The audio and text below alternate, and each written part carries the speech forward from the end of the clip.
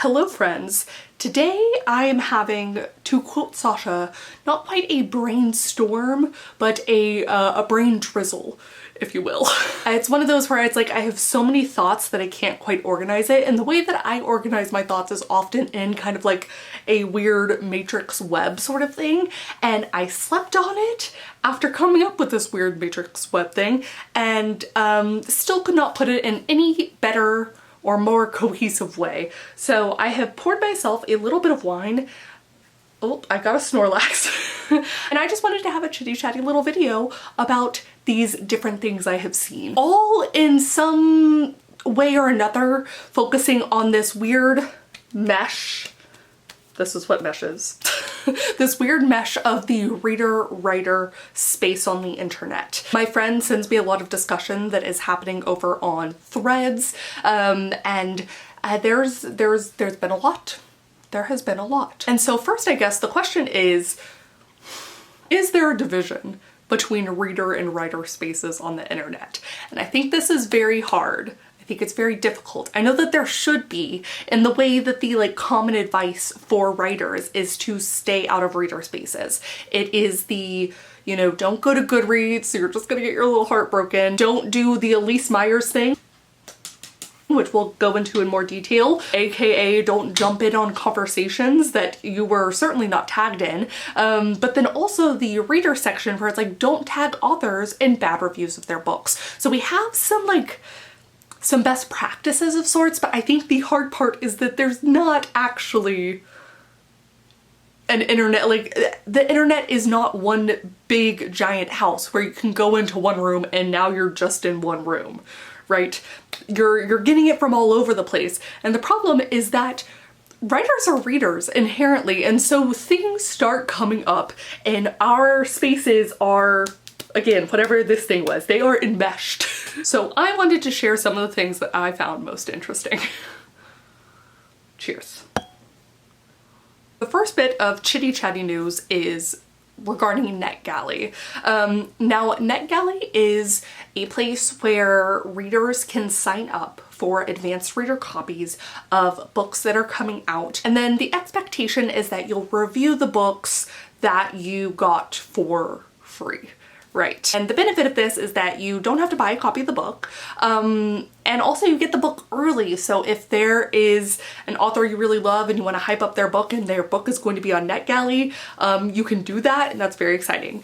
I am not on NetGalley, but two of my friends who I was talking about all of this with are, and they were saying how they personally only do the read now section of NetGalley. Because I've had another friend where, as life happens, you can get behind on arcs that you sign up for. And this is where some of the most recent NetGalley drama's gonna be in quotes, exists.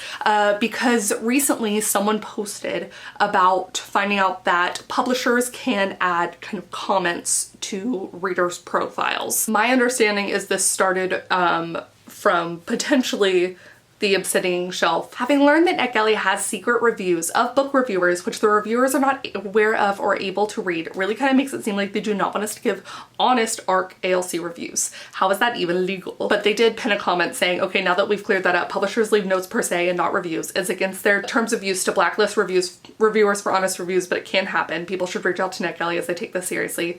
Publishers only want real ARC reviews from real readers. Yes. I think that there was a reasonable response to this person's kind of exaggeration of this terrible thing. To my knowledge, most of the people who are on the publisher side have responded saying, yeah, you can add comments, but one, we don't usually see that feature used that often. And two, if it is, it's really just to kind of note hey, this person has, said they would review stuff before and haven't reviewed at all. I do know that there is some criticism from readers to publishers where the publisher seems to want the reader to jump through all sorts of hoops where they have to post a million different places and have certain lengths of doing things and make a TikTok about the just a whole lot of different stuff. It brings me back to a very interesting time on booktube, since that's the space I'm more familiar with. But it is the fact that publishers are using readers as free marketing, in that they are not being paid to do the marketing. And yet, I mean, word of mouth is the best marketing. If you could buy word of mouth, people would buy word of mouth, you know? That is the thing that gets us all to buy almost anything. So Say Word BLer, which is what my friend Pam sent me the screenshot of, says re-arcs. Some of y'all are still doing too much when it comes to arcs. So here are some friendly reminders. 1, arcs are gifts. You give them with the hope you will get a review. Readers are not obligated to review. And in fact, I know a lot of readers out of a kindness will not review if they thought the book was not good or like below 3 stars or something. We could get into a whole star discussion, which is that for plenty of readers, a 3 is good. A 3 is fine. A 3 is, I liked this book. But in the same way that everything like our Uber ratings and a DoorDash and whatever else gets blown up into if you get anything less than a 5, you're terrible. I think the same thing can be true, especially for early reviews. It continues. 2, readers can review art however they like. It is unethical to tell readers not to give you less than 3 stars. 3, you don't get to put ARC readers on a timeline to read. That is out-of-pocket behavior. And 4, if an ARC reader doesn't review before the pub date or ever, it's fine. And they pinned amending gift to marketing tool, which for sure. Effie Campbell, author, comes back with what I think again is where the middle ground is, with this like push and pull, where the space where we all live together, which is if an ARC reader doesn't review, that's totally fine. But it also makes them ineligible for future ARCs from me because I'm not just here to give out free books. Nicole Ashling, author, says, gentle reminder for my fellow authors. ARC readers are offering a free service. They are not obligated to leave a review, let alone a positive one. The average is 10% of people who receive an ARC will review before the release date. I think that 10% number is true for so many things in life.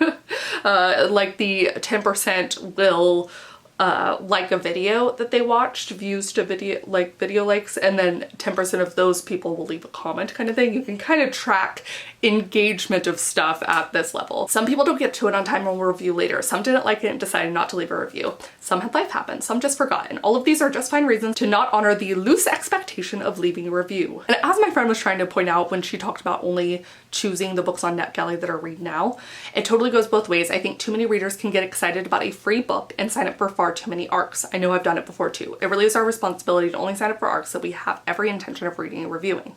That being said, life totally gets in the way.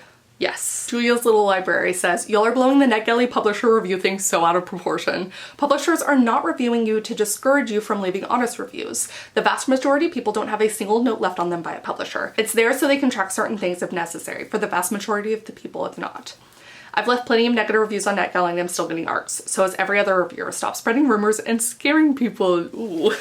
So I think as an author, it can be really tough because you're seeing these conversations happening and you're like, ugh. Ugh. And again, authors are readers. I don't know a single writer that is not a reader. I think writers ultimately want their readers to have a wonderful experience, but they also want you to review their books because that's the way that they can be seen by the most people. So if the publisher is giving away these free copies of the book, yeah, you should review it if that's what you say you're gonna do. You know, with the asterisk of with whatever is reasonable and life happens and all this other stuff, right? So in the way that the internet is just all hubbub, I just thought that was a really interesting thing to see, where I think, you know, the internet always takes things to an extreme when really it's the middle ground that is the place where the truth more often lies. But this kind of reminds me of something that my friend Katie was sharing at the writing retreat, which is that there was an author who posted on Threads, I believe, saying that their publisher, I think their like Australian or Canadian publisher, accidentally uploaded the first draft of their book to NetGalley, which is horrifying. Yes, Bailey Hannah, earlier in November 15th, posted in Threads, it was brought to my attention yesterday that the version of At Wit's End available on NetGalley for readers in the UK, Australia is actually the first draft of the novel. Pre-developmental edits with a plot that's quite a bit different from the finished version, and people have been reviewing this for months, which makes me want to throw up. If you've downloaded but haven't read it yet, the finished version is apparently up now, so I encourage you to get the updated file. The thread that I was reading particularly continues about Bailey hit it being 99.9% sure all of that UK NetGalley downloads before today were the wrong version, and explains whoever was in charge of uploading the NetGalley apparently didn't check that it was the right version. And explains the big changes were mostly to give oomph to one of the characters' parts of the story. I also would like to throw up if that happened to me. I'm actually in some ways exceedingly impressed that the version Bailey Hannah gave of her first draft was not full of like just all caps, I'll fill this in later or brackets or anything else. The fact that it was readable and didn't immediately trigger questions is so fascinating to me, but I also feel terrible. I'm so intrigued because it sounds like to me that this didn't happen on the US version, and I don't know if at Wits End, it's the 4th book in the Wells Ranch series. I'll have to check if the US version was up on NetGalley, but oh my gosh. Does that connect to the overall anything else? No, it was just NetGalley and my brain spiraling, as that would have been terrible. My God. Okay, so we have the interesting intersection of NetGalley and this place meant for reviews, meant for free books, meant for ultimately free marketing. And then we have the don't tag authors in negative reviews, which unfortunately I think is just going to be one of those evergreen sayings. I've also seen recently on top of that, people being like, hey, if I wasn't tagged originally in a review and it was negative, don't then tag me in a comment defending me either. You know, just don't tag me. Just don't tag me. And I don't know if that's something that's ever going to be solved. I mean, I know it's taken as a best practice now, and yet I think that every author eventually is going to have that experience, which is so unfortunate. But it does bring me to the interesting part of the Elyse Myers of it all. For those of you who don't know, Elyse Myers is a content creator, comedian. I just saw her on something I was watching on Dropout, and she is known for like funny story time type videos, I believe, on TikTok and stuff like that. And then interestingly, she had made like a year and a half ago, I want to say, she'd made a pivot to posting a lot more book stuff. And I was like, this is interesting. I bet she got a book deal. And she was making the content for a little bit before it was announced that she did get a book deal. And I was like, this is the least surprising thing. I fucking called it. And that is neither here nor there, but you know, sometimes you like to feel smart. I know how the machine works. So Elyse Myers, I do believe, likes books, likes to read. That's not what I'm debating. What I mean to posit forward is that Elyse Myers is perhaps not as so crazy into the bookish spaces. And also perhaps because this is her first book, and maybe it's not that she's not in bookish spaces, but maybe she's not in writer spaces as much, that some of the best practices, decorum, is not something that she knew. So she responded to someone who had not tagged her, a fan of hers on Threads, saying like, was anyone else disappointed by this book? Like, I love Elyse, but this was not for me, kind of thing. And Elyse responded and was like, I'm so sorry it's not for you. I totally get it. Sometimes that kind of stuff happens. See if you can get a refund or something. And it's like, it's innocuous. It's also the kind of like internet thing that could almost be sweet. It's just then people piled on trying to correct this behavior, and the way that people inform others is not always the kindest. But also I think it's because I don't know a whole lot about Elyse Myers, so I don't know if this is true for her, but we collectively have seen people with bigger platforms using their platform to bully people who give a negative review of their books. And so there is always a fear, I think, and when someone has this huge audience that even though they were kind, their fans might not be. I do think that there's a bigger discussion in here where there's an expectation that authors have to be really nice to reviewers and people tagging them and all this stuff all the time, when reviewers are not necessarily nicer to authors.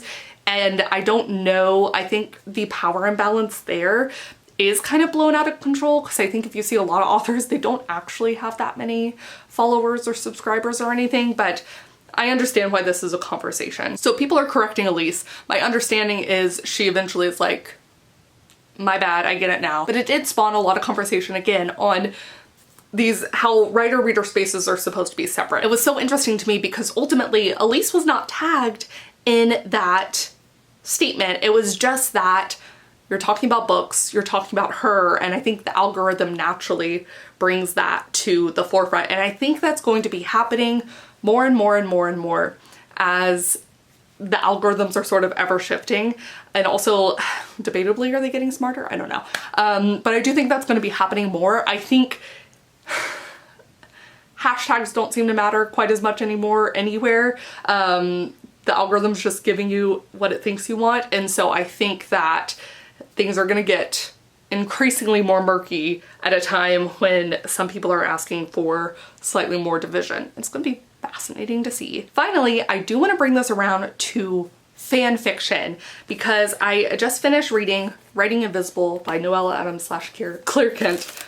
You can see I left a lot of tabs. I posted a whole like 3,500 word review, including a lot of my favorite quotes from the book for my patrons over at Patreon. But one of the things that this brought up for me was that at one point she talks about how she found her love for writing again through fan fiction. And I think that is so true for so many of us. I feel like, I know I've shared multiple times, I got my start writing in fan fiction. I think a lot of us start writing in the fan fiction world. You're playing around in a world that's already been created and it's your favorite as a reader or a watcher of a show or whatever else. So now you get to play in that and make things up and create what you want to see. And this is where I think